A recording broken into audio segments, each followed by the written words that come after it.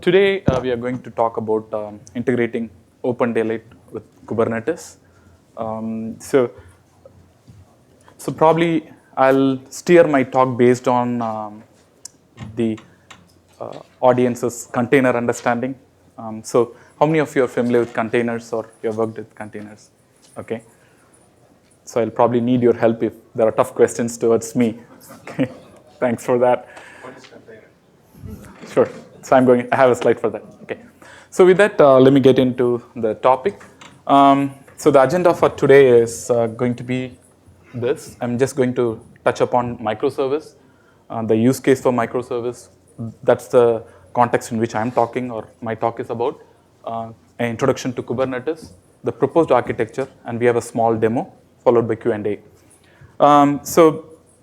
I used to evangelize cloud way back when cloud began around 2009, 2008.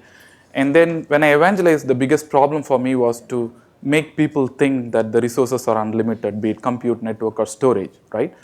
But then the underlying software architecture does not exploit the power of the unlimited resources, right? So which is where I used to also talk about cloud native. How do you develop a software based on cloud native, right?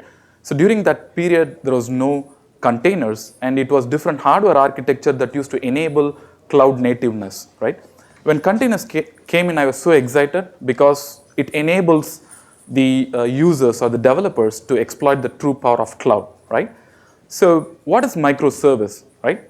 So in a conventional software development model, you always develop software with an assumption that the resources are limited, which means that any user guide does have a section that talks about what is the hardware requirement that particular software needs to run, right?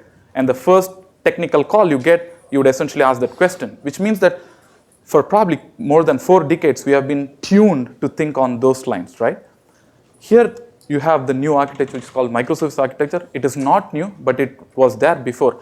But there has been a new set of technology ecosystem that is enabling it, right?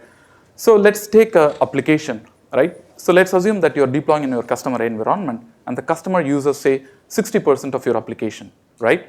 So let's assume that he wants to scale the application. He wants to have a scale. What you typically say is you put a load balancer in and then you configure it here, right? Which means that if he asks you, hey, can you just give me a 60% of the application or only few modules, you would say, well, I cannot, but why do you need to bother about it? You please use this architecture. That's the standard reply, right, or response.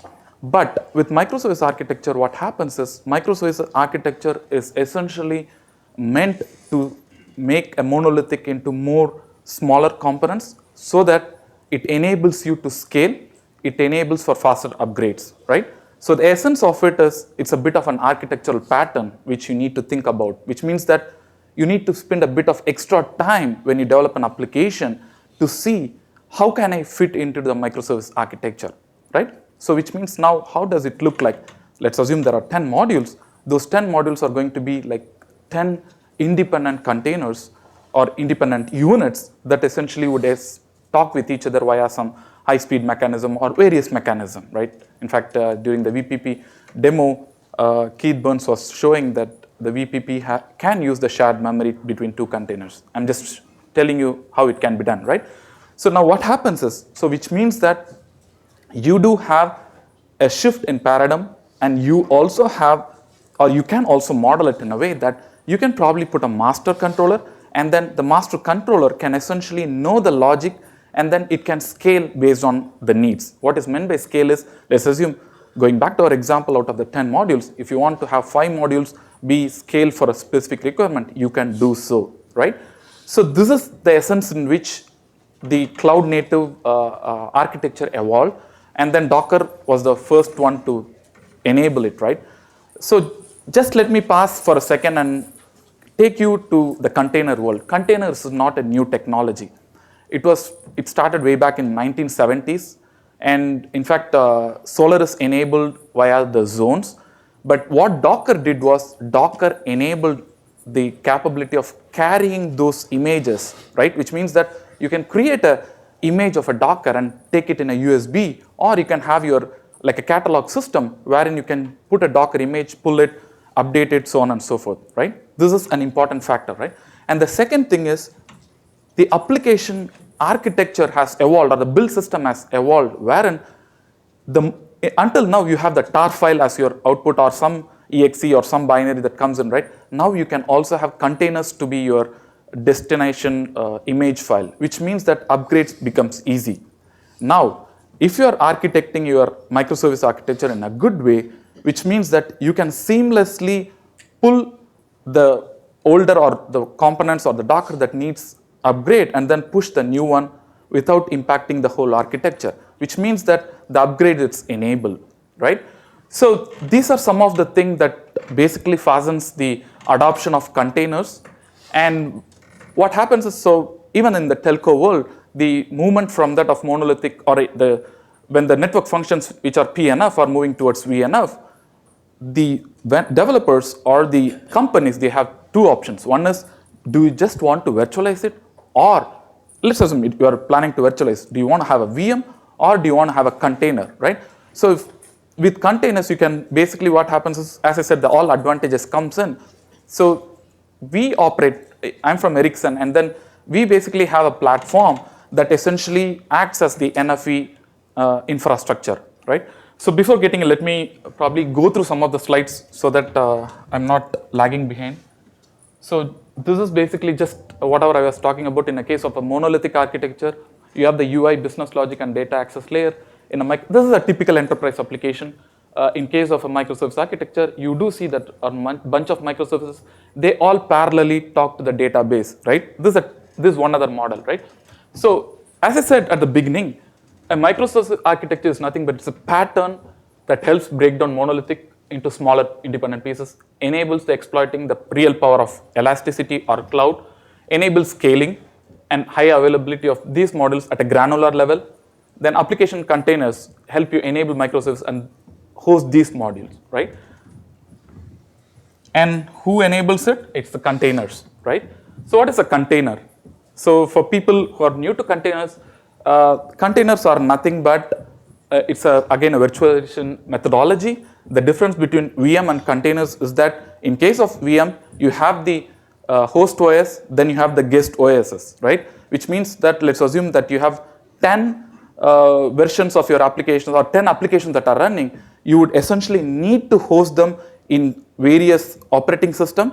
And of course, the hypervisor, for example, ESX, they tend to optimize on the pages that are common between the OSs, between the guest OSs, but you do have the overhead of having the guest OS as well as other issues related to that, right? For example, which makes the system slow, startup slow, so on and so forth, right? But with containers, it's basically what happened was Linux or even many of the operating system enables the isolation. The isolation is enabled via C groups as well as the namespaces, right? These are the enablers, at least from the kernel, from Linux kernel, which means that C groups enables limit account and isolate resource usage of process groups. Resource include CPU, memory, disk, IO, which means that I really don't have, I am absolutely isolated, which means each of the container is having its own set of resources, and it also has the IP address, right? Which means they are IP addressable. Then you can also priority resource. You can control that includes freeze, checkpoint, and restarts, because pretty much you know what's happening at a container level, and then C groups enables it. Then the namespace, basically it partitions key kernel structure to create environment that include process, network, IPC, mount point, hostname, and user.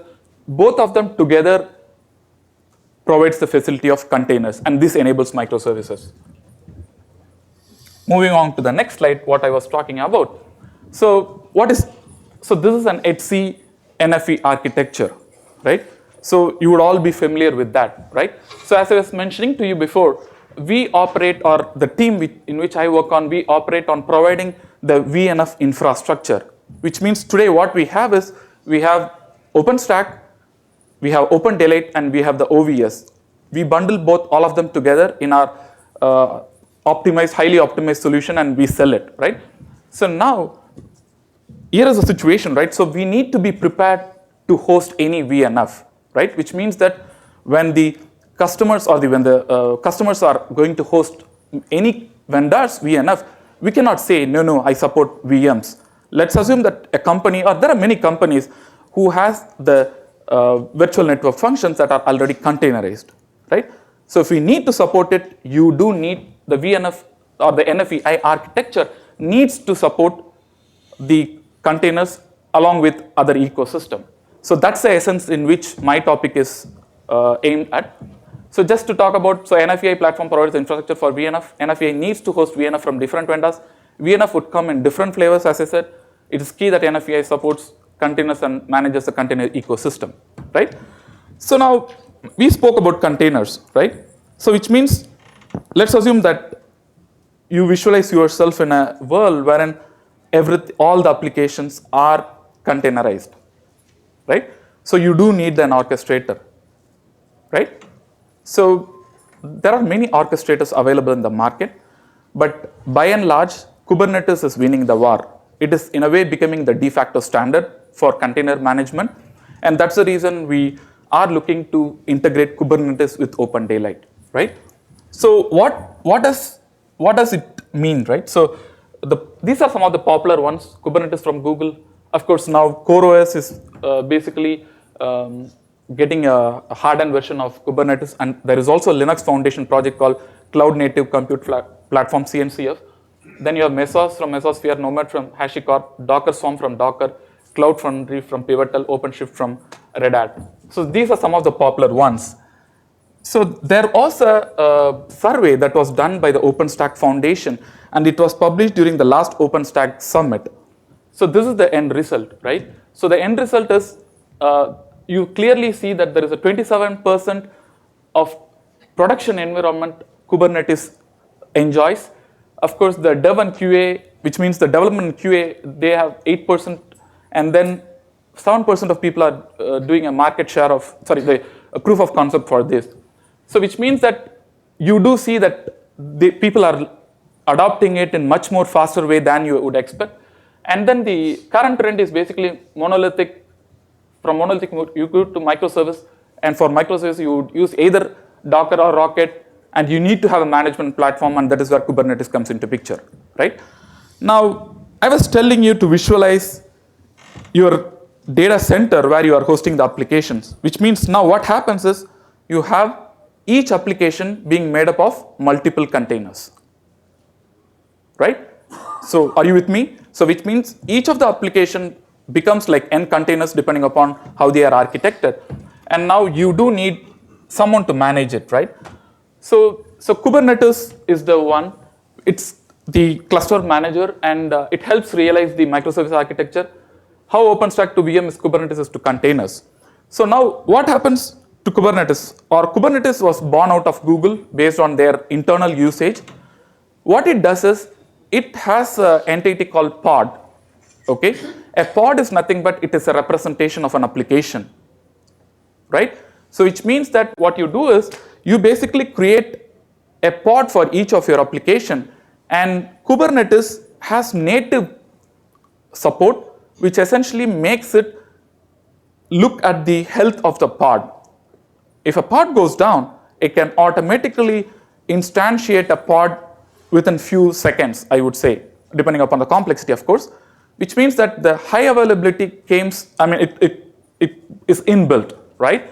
So that is one other advantage with Kubernetes, wherein there are certain other cluster management that come bottoms up. What is meant by bottoms up is they tend to look at container to be as an entity and try to manage it, but then the Kubernetes comes from tops down, which means that they look at a more of an enterprise environment. They look at what are the enterprise needs, and then they have modeled it, right? So that is where there is a lot of benefit you get. So if you're familiar with OpenStack, you have the control plane, the control part, which is essentially the Nova, all the neutron, then bunch of things, right? The keystone, so on and so forth. So similarly, you have a control part, which is basically like the master controller, and you do have a sub part of it, which is basically based on, you can configure it accordingly. You can configure whether you want to per server or whether per logical grouping. So that's more like how your enterprise would look like. And if you look at what are the components of Kubernetes, so you have a master, by the way, K8s, if you see K8s, that's by default, everyone knows it's Kubernetes. That's how it's evolving, because people are not, they don't want to spell Kubernetes as is, so K8s means Kubernetes. So it is basically the server with the K8s API. Pod, as I said, it defines a collection of containers tied together. In our case, we can map it to that of VNF, tied together that are deployed in the same minion. For example, a database, I mean, it's more an enterprise specific thing, and a web server container. Then you have a replication controller. This is a key thing, which defines how many pods or containers need to be running. The containers are scheduled across multiple minions. So coming back to our microservice architecture, right? So in case of microservice architecture, I was telling you the whole application is basically divided into smaller chunks called microservice, right? Now you do need someone to schedule what you want, how is the whole architecture, so on and so forth, right?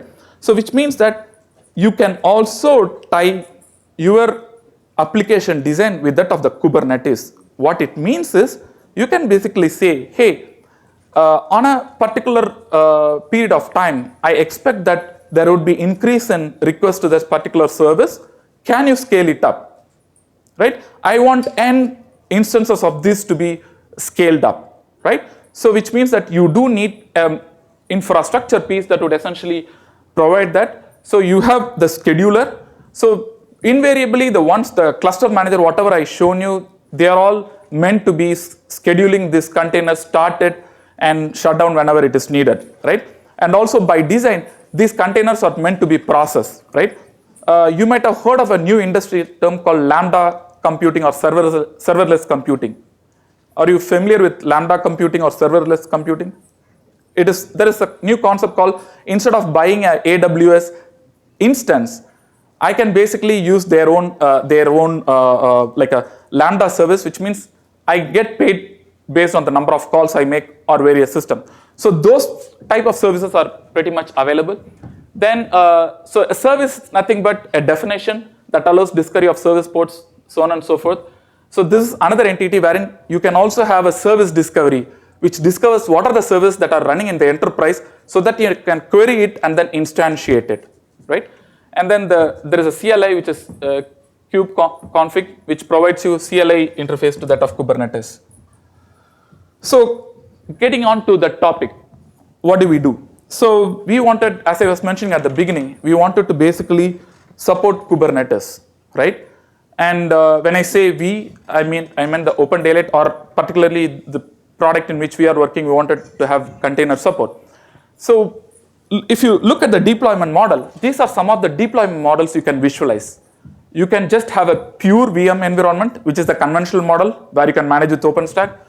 You can have containers within VMs, which means that the pod or an application can be hosted within a VM, and the benefit of it is basically you get further isolation, right? Or you can have a pure container environment. But by and large, the reality is going to be you would have VMs, containers, all type of things together, right? Which means from a management point of view, you need to have sharing of all the information between them, so that, for example, a service that's running on a VM needs to be talking to that of container, and so on and so forth, right? So, and if you look at it, what we are trying to do is, we are trying to create a layer or create a service in OpenDaylight, right? Which means that already you do have Neutron northbound, which pretty much intercepts all the calls from that of OpenStack Neutron. And then you do have network as a service provider, which provides ELAN service and other services. So why can't you mimic the same model? In case of Kubernetes, you have a plugin called CNI plugin, which is similar to that of, you can look to be like similar to that of your ML2, like a Neutron provider. But it does differ, because the reason is, when you talk about networking, there are two types of network that are present within Kubernetes. One network that is present within the pod, which means that since the applications are basically hosted as bunch of containers, each container has an IP address. So which means the application would, within an application or within the pod, you have a network, and then between applications you have network. So which means that the model is a bit different. By and large, it is basically the L2 domain that is within the pod, and it is L3 domain across the pods. Okay, that's how typical deployment is. And even if you look at the native support from that of Kubernetes, they have Flannel as well as Calico. Calico pretty much provides, or it treats everything as L3. So that's where Calico works fine for Kubernetes. So coming back to our discussion, so our plan is, CNI also has a concept of provider.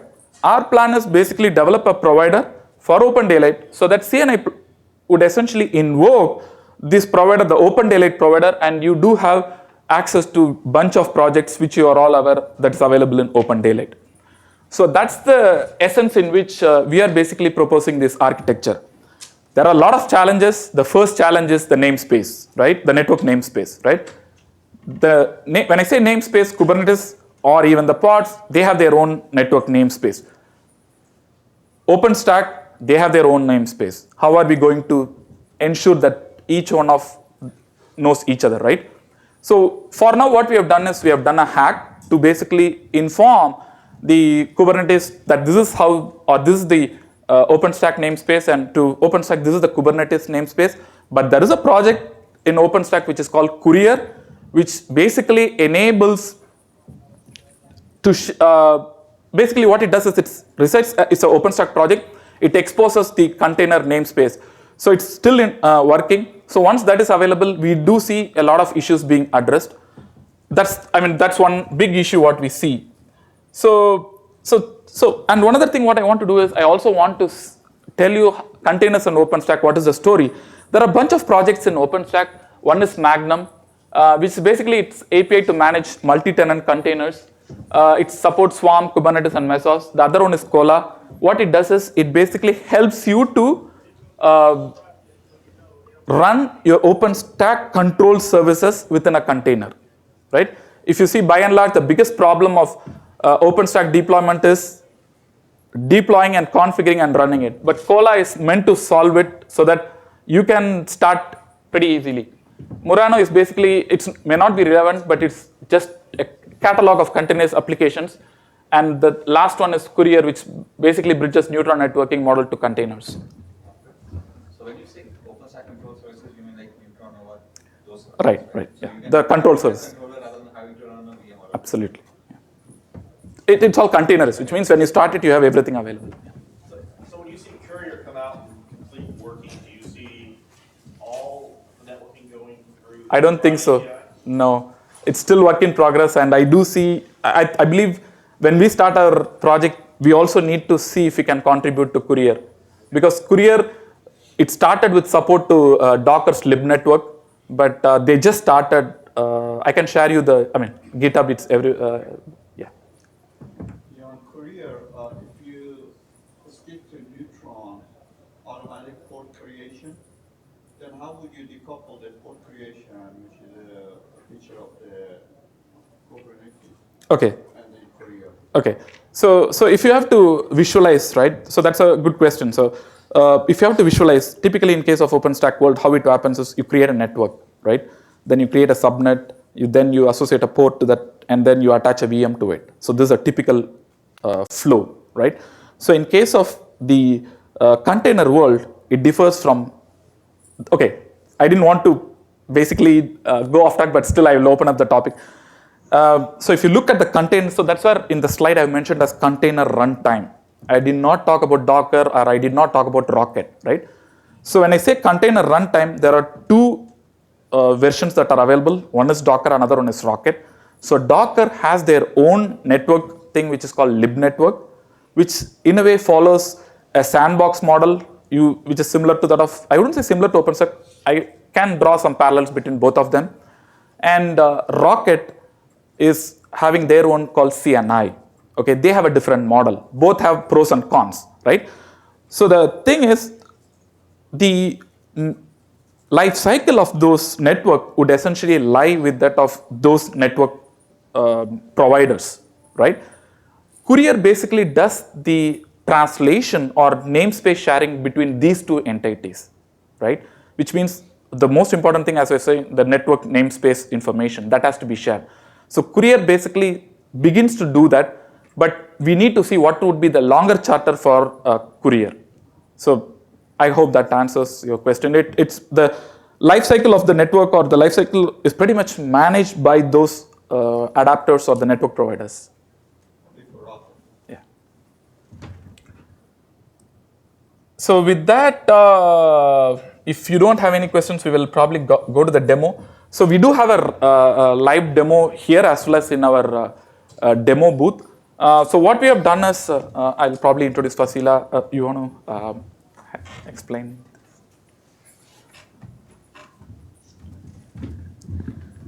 So for the demo setup, basically we have two servers.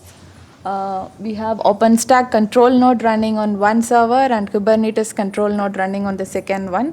And what we're going to show is using the OpenDaylight network feature, we will be able to extend the current VM to VM networking support provided by network so that we can achieve seamless interworking between container and VM world. And just to add, yeah, probably you can also RabbitMQ. Yes, you have it. Okay, so maybe I'll just show the demo once. So it's not. Just move it again. Showing? Yes. So on the right hand side, we have the demo setup. What we have done is we have a RabbitMQ server which is running on a VM. That VM is brought up using OpenStack, and we have several RabbitMQ clients which are running on containers. So here, if you see, there is an option to set the number of containers. So whenever you give some number here, that many containers will be coming up. Each container will come up with a RabbitMQ client, and it will start to establish connection with the RabbitMQ server.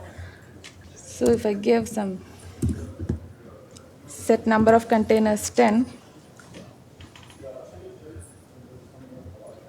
so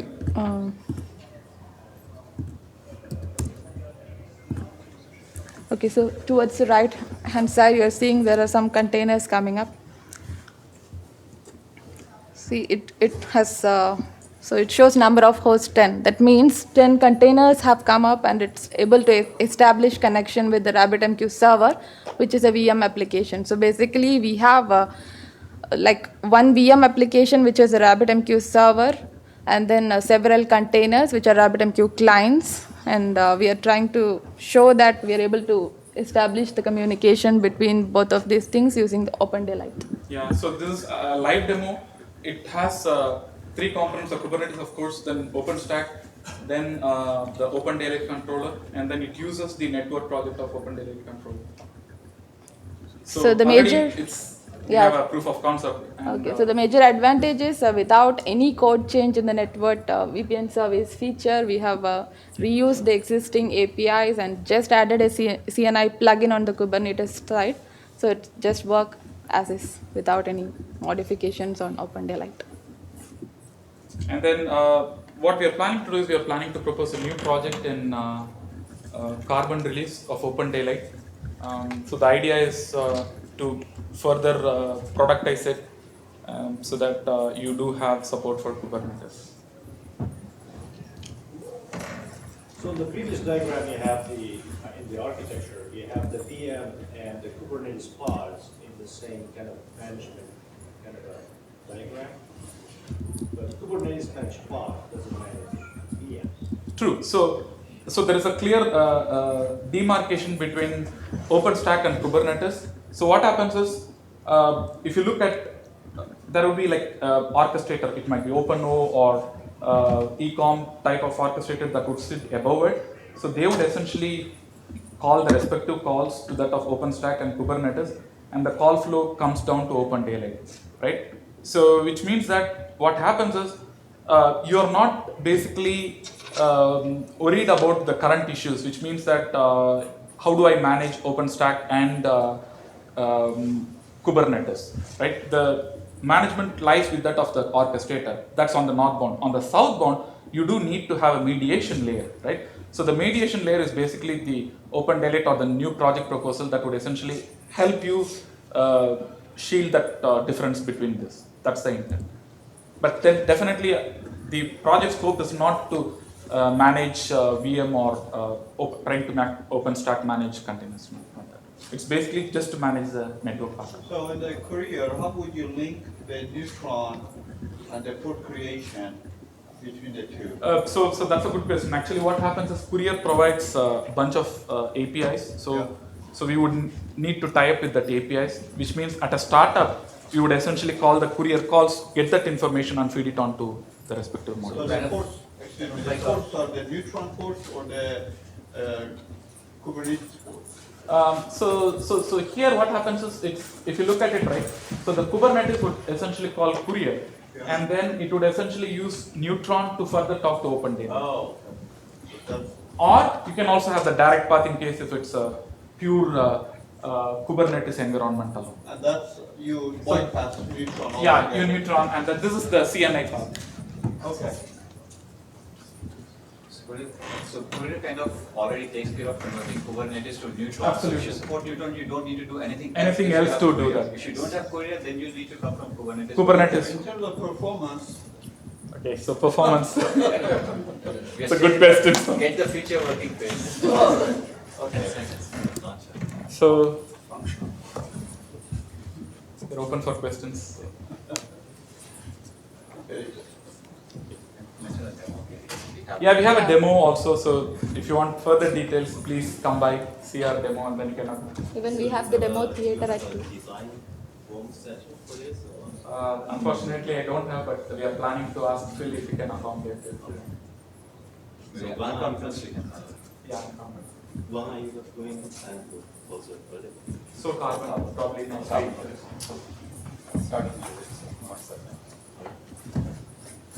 So does Kubernetes provide any type of configuration management for containers? It does, when you say configuration management, Puppet or whatever, configuring services? no, it's all managed by Kubernetes. That's managed also. Pure CFG. Yeah, no, there's a CLI. He's talking about, like, for example, in Puppet, you would have a configuration pushed to various.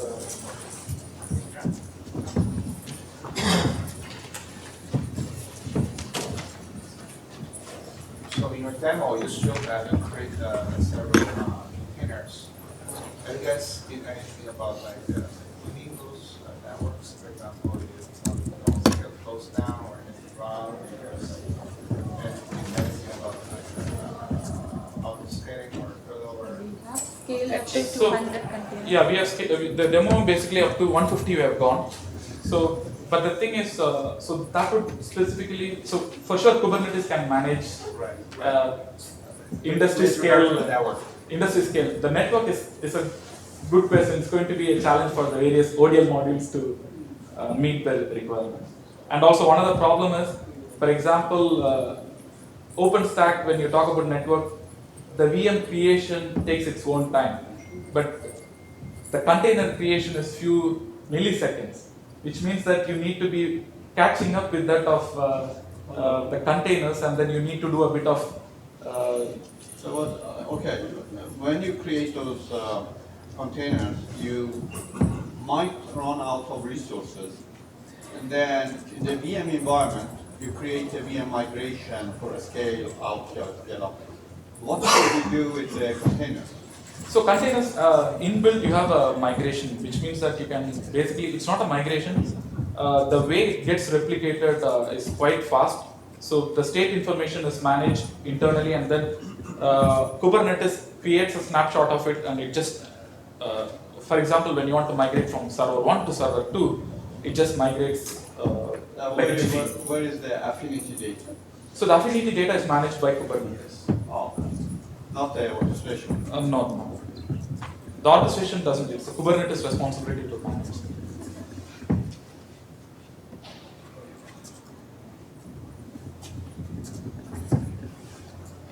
Are you planning to mix the containers and VMs in the same host? I think that Yes. the diagram. Yes. So how do you manage the resources between the Openstack and Kubernetes in such case? I think this is not networking question, but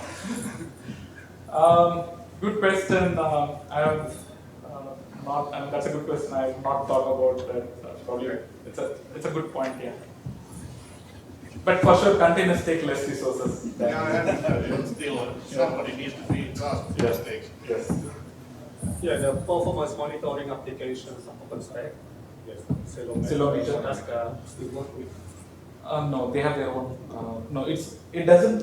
The OpenStack components does not work with Kubernetes. So unless otherwise. OpenStack is not Kubernetes ready in a way. Or container ready. Container ready. So maybe this would be a better question for the summit in Barcelona next month. There will be some presentations on this. We'll ask them. This is in Carbon ready? Yeah, we are planning to do it in Carbon. So you have to propose as a Just project. to propose. NEC has to accept it. Okay, thank you. Thank you. Good job.